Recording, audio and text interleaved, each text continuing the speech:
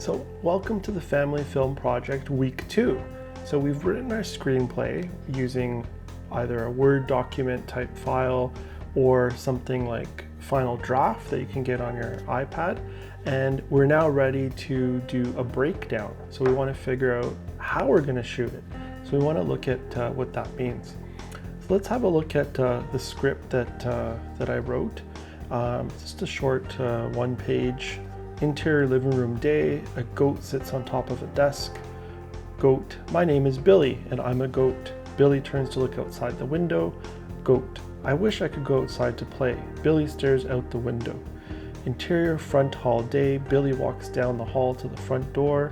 Exterior house front door day. The large wood door opens. Billy is on the floor. Exterior house garden day. Billy smells the flowers. The sun shines on his head. Goat, I forgot to put on sunblock. I better get back inside before I get a sunburn. Interior living room day. Billy stands on the desk.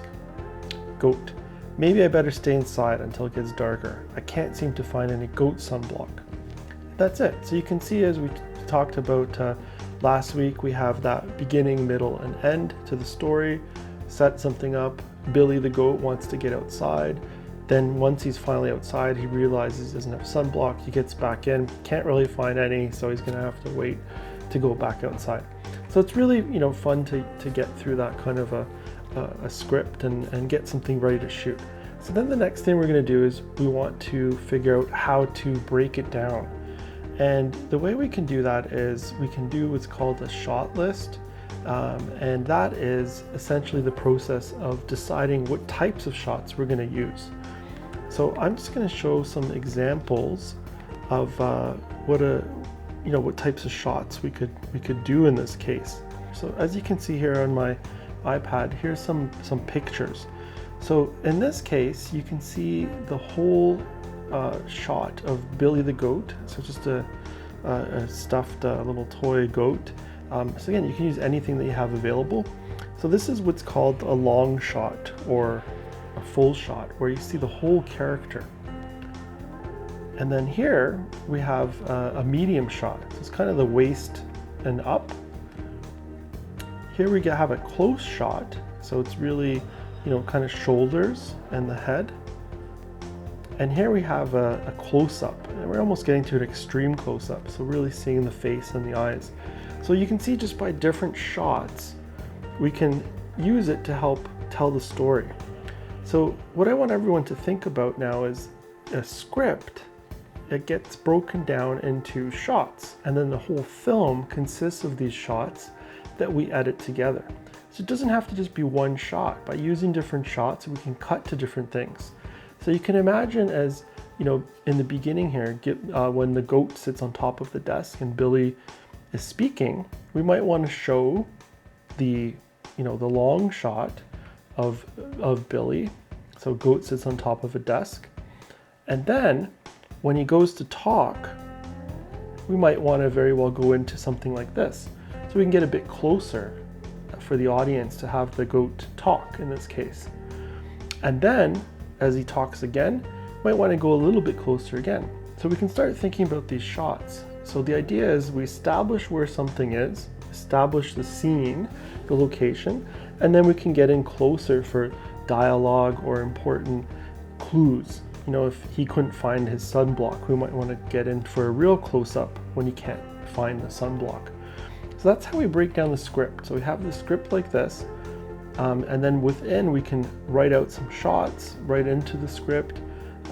Is a great way to do it. So right here in the beginning, I can say this will be a long shot, and then I can say cut to medium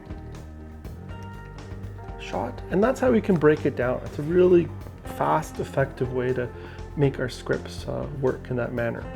So once we have that done, what we can then move on to is actually getting into shooting our script, right? So we'll have our goat in this case, right? So I have my goat, then I use my iPad, and then I can get right into the camera mode. So I'm just going to exit this.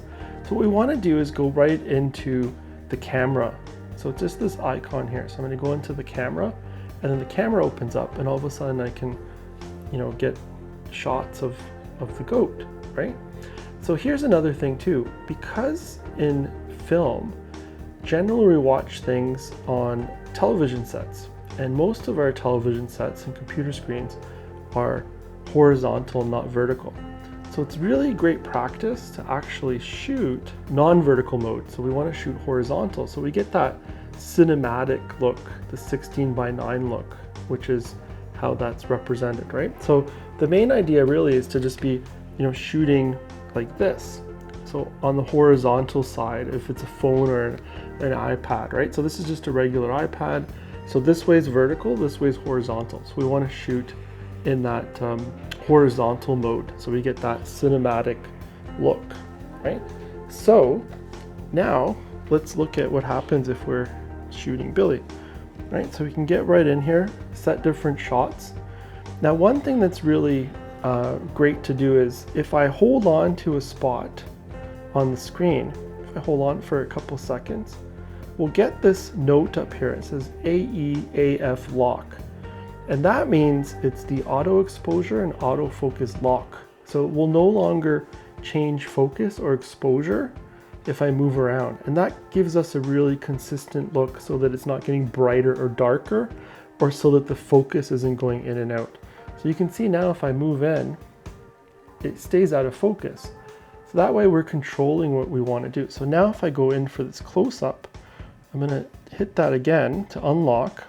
Okay, and now I'm going to hit it to lock, and see how great that focus is, really close up on Billy the goat, right? And everything else is going to stay out of focus, right? So that focus stays, and the brightness is also not adjusting at all. The last thing I can do is the little sun on the side here on the icon, I can actually raise it with my finger, right? So I can go up to make it brighter, and I can adjust it lower to make it a bit darker. So we want to get nice exposure where things have a good contrast and they're not too bright. And basically then we just go and we shoot our film. We get all our different shots, we record it.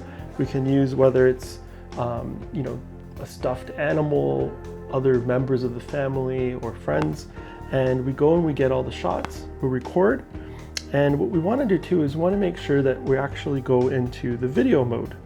Right? In the video mode, we're going to hit record with the red button like so, and then we'll see how it counts 1, 2, 3, 4, 5, and then we hit it again to stop.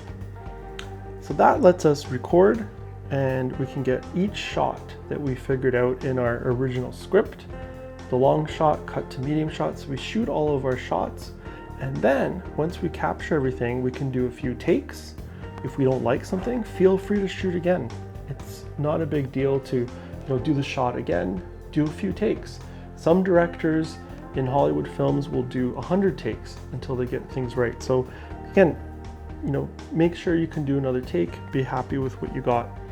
And then the last thing, what we want to do is just let everyone know that we're actually filming. So I'll always say, roll camera. So we're, speed, we're recording, and then you want to give the actors an action.